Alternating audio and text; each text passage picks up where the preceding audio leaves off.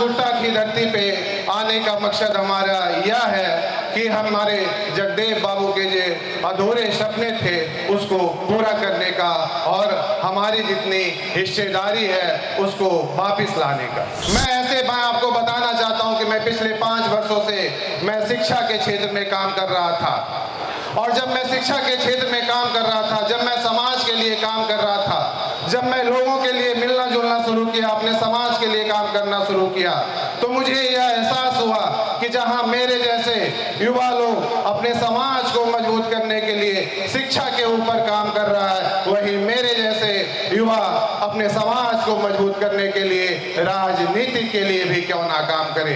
इस पर उपस्थित हमारे सभी गार्जियन को मैं प्रणाम करता हूं और मेरे सभी साथियों, सभी भाइयों और बहनों को मैं नमस्कार करता हूं। और इस मंच पर उपस्थित हमारे विशिष्ट अतिथि रेणु मैडम, विजय सर, रघविंदर सर, नागमणि जी और मेरे तमाम शहीद जगदेव बाबू के जो साथी थे उनको भी मैं प्रणाम करता हूं, और अपने साथियों को नागमणि जी और राजा जी और राकेश जी और चंदन कुशवाहा जी, ये तमाम साथियों को मैं अपना प्यार भरा नमस्कार करता हूं। साथियों, आज मैं अपने आप को बहुत भाग्यशाली मानता हूं कि आज मैं उस भूमि पे खड़ा हूं जहां हमारे समाज के महान नेता हमारे जगदेव बाबू ने अपने समाज के लिए, अपने अधिकारों के लिए अपनी शहादत दी थी। इसके लिए मैं अपने दिल की गहराइयों से मैं अपने जगदेव बाबू को नमन करता हूँ।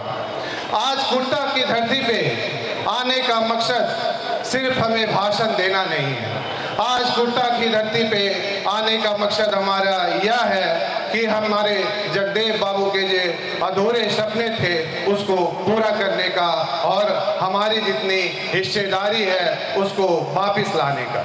साथियों, आज जब भी हम अपने जगदेव बाबू का नाम लेते हैं और जब भी मैं अपने जगदेव बाबू के बारे में सोचता हूँ तो ऐसे एक महान व्यक्ति की बात आती है। वो एक ऐसे महान व्यक्ति थे जिनके अंदर देश की, दुनिया की वो तमाम महान व्यक्ति का गुण मौजूद था। चाहे अगर हम बात करें तो वो कार्ल मार्क्स का गुण की बात हो, चाहे लेनिन की बात हो, चाहे वो डॉक्टर भीमराव अंबेडकर की बात हो, चाहे वो फूले की बात हो, वो देश की और दुनिया की वो तमाम महान व्यक्तियों का गुण मौजूद था हमारे जगदेव बाबू के अंदर। और इसके साथ साथ चंद्रशेखर आजाद जैसे, सुभाष चंद्र बोस जैसे, भगत सिंह जैसे लोगों का जज्बा और देश के लिए शहादत देने का हौसला भी मौजूद था हमारे जगदेव बाबू में।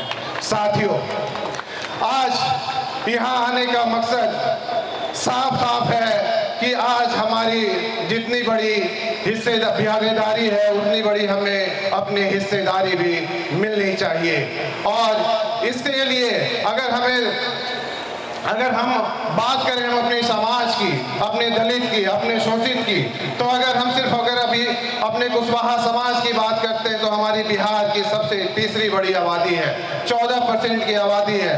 लेकिन आज हमारे समाज के लोगों को किसी भी क्षेत्र में, चाहे वो शिक्षा का क्षेत्र हो, चाहे वो राजनीति का क्षेत्र हो, उसकी उतनी हिस्सेदारी नहीं मिल रही है। ये जगदेव बाबू को जो अधूरा सपना था, उस सपना को पूरा करने के लिए आज हम लोगों को सबको एक जगह एकत्रित होने की जरूरत है। हम वही सम्राट अशोक और चंद्रगुप्त मौर्य के वंशज हैं जो सिर्फ नेतृत्व और न्याय की वजह अपने बुद्ध धर्म को भी अपनाया था और आगे सभी को लेकर चले थे। साथियों, आज मैं आप लोगों को बताना चाहता हूं कि आखिर एक बिजनेसमैन जो 20 साल से बिजनेस कर रहा था, उसे आज अपने समाज के लिए आने की क्या जरूरत पड़ी।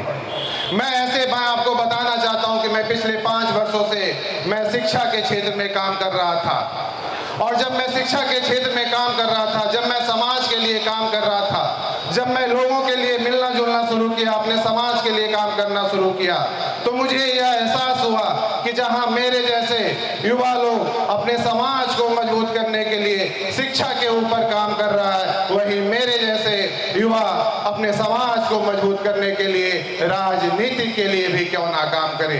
इसलिए आज मैं अपने समाज को मजबूत करने के लिए राजनीति के लिए भी काम करना शुरू किया।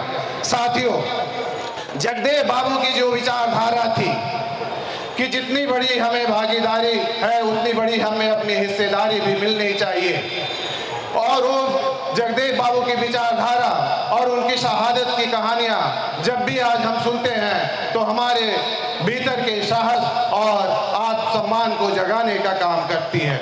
जगदेव बाबू ने जो संदेश दिया था कि 100 में 90 शोषित है, शोषितों ने ललकारा है, और धन धरती पर और राजपाट पे 90 भाग हमारा है, 10 का शासन 90 पर नहीं चलेगा, नहीं चलेगा। और इसके जगदेव बाबू ने फिर ये भी कहा था कि अपने समाज को आगे बढ़ाने के लिए सामाजिक क्रांति लाने की जरूरत है, और जब तक सामाजिक क्रांति नहीं लाएंगे तब तक हम आर्थिक क्रांति और राजनीतिक क्रांति को भी नहीं ला सकते हैं। जगदेव बाबू की जो विचारधारा था, इस विचारधारा को आगे बढ़ाते हुए उन्होंने यह देखा कि जहां हमारी 90% आबादी है और काम कर रहे हैं धोती वाले और राज कर रहे हैं टोपी वाले, यह बिल्कुल नहीं चलेगा।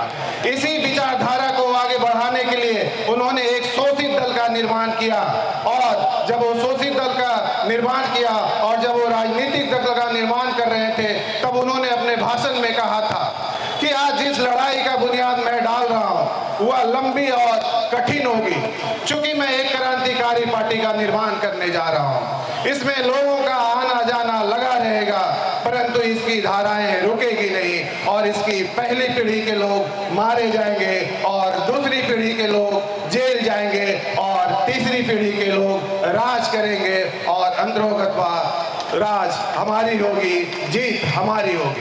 पर साथियों, आज इतने सालों के बाद भी हमारे समाज के भाई, हमारे समाज के लोग मारे जा रहे हैं और जेल जा रहे हैं, और हमारी सरकार जो सत्ता में बैठे हुए हमारी सरकार है वो बैठकर तमाशा देख रही है। साथियों, आज इस चीज को वहीं रोकना होगा, और हमें एकत्रित होके हमें आज अपनी ताकत को दिखाने की जरूरत है, और इस चीज को वहीं रोकने की जरूरत है। साथियों, आज सत्ता में बैठे लोग आज हमारी बातों को नहीं सुन रहे हैं, क्योंकि आज हम एकत्रित नहीं है, आज हम एक मंच पे नहीं है, आज हम लोग टुकड़े टुकड़े में बटे हुए हैं। आज जितने भी हमारे दलित लोग हैं, जितने भी हमारे शोषित लोग हैं, जितने भी हमारे अल्पसंख्यक लोग हैं, मैं सभी से, आप लोगों से गुजारिश करता हूं कि आज वह समय आ गया है जहां हम लोग अपने अधिकारों को हासिल करें और अपनी ताकत को दिखाएं। जो विचारधारा आज हमारे जगदेव बाबू की थी, आज मेरी भी विचारधारा वही है।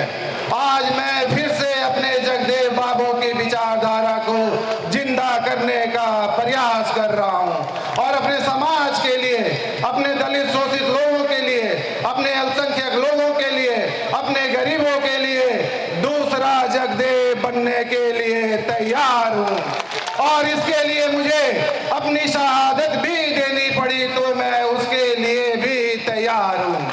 साथियों, जब जगदेव बाबू की हत्या हुई थी तब जेपी बाबू ने कहा था कि आज हमारे समाज को और आज हमारे देश को हजारों जगदेव की जरूरत है। पर आज मैं कहता हूं कि सच में अगर हमें अपने जगदेव बाबू के सपना को पूरा करना है तो आज हजारों नहीं बल्कि हर घर में जगदेव होने की जरूरत है, हर घर में जगदेव होने की जरूरत है। आज आपका भाई, आपका बेटा निशिकांत सिन्हा आप लोगों के सामने यह संकल्प लेता है कि अपने समाज के लिए, अपने दलित शोषित लोगों के लिए, अपने अल्पसंख्यक लोगों के लिए, अपने गरीबों के लिए दूसरा जगदेव बनने के लिए तैयार है।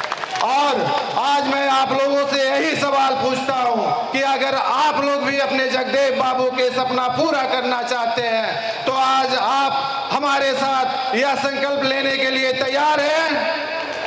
क्या आज आप लोग दूसरा जगदेव बनने के लिए तैयार हैं? साथियों, सही में वो वक्त आ गया है कि हम सभी लोग मिलके एक नया जगदेव बने, एक दूसरा जगदेव बने और अपने जगदेव बाबू के अधूरा जो सपना है उस सपना को हम पूरा करें। क्योंकि आज आप लोगों ने देखा है कि कुशवाहा या दलित समाज या अल्पसंख्यक समाज, जो भी शोषित समाज है, आज इस समाज को सिर्फ एक वोट बैंक बना दिया गया है। सिर्फ एक वोट बैंक बना दिया गया है। वोट हमारा होता है और राज कोई और करते हैं। आज हमारी आवाज को सत्ता के गलियारों में नहीं सुनी जा रही है।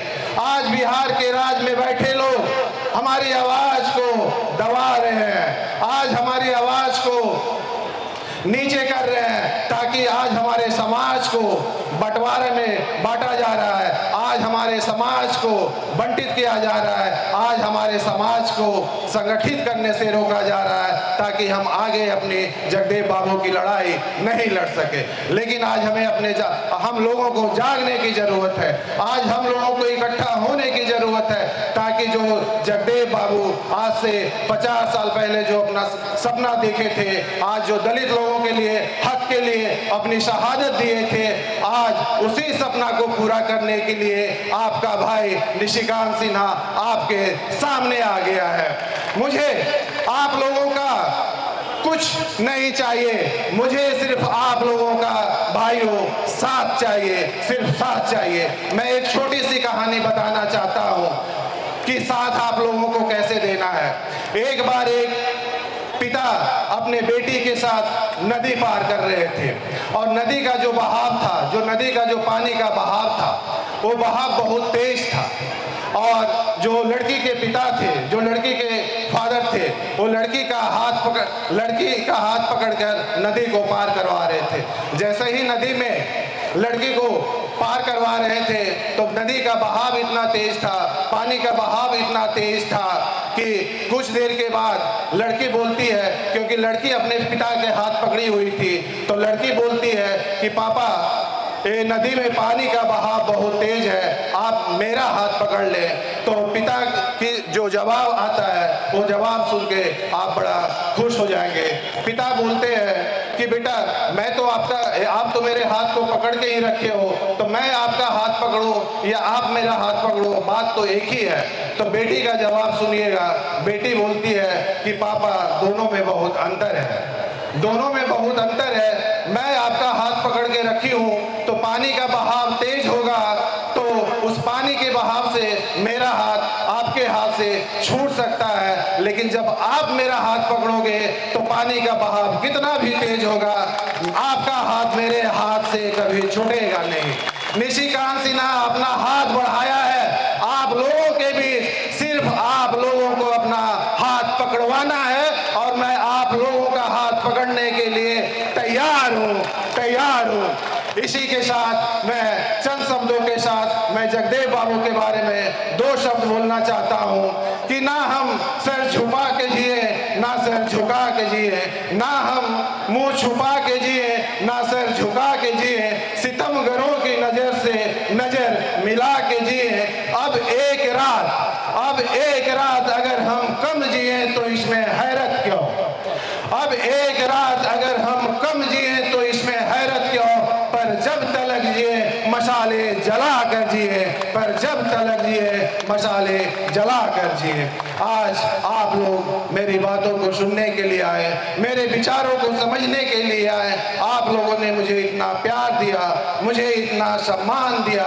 मैं आप लोगों को विश्वास दिलाता हूँ, आज आपका भाई, आपका बेटा आपको विश्वास दिलाता है कि मैं अपने समाज के लिए, मैं अपने दलित शोषित लोगों के लिए, अपने अल्पसंख्यक लोगों के लिए, अपने गरीबों के लिए आखिरी सांस तक लड़ता रहूंगा, आखिरी सांस तक लड़ता रहूंगा। जय हिंद, जय बिहार, जय जगदेव, जय कुशवाहा, जय भीम, जय कलाम, जय सम्राट। Thank you.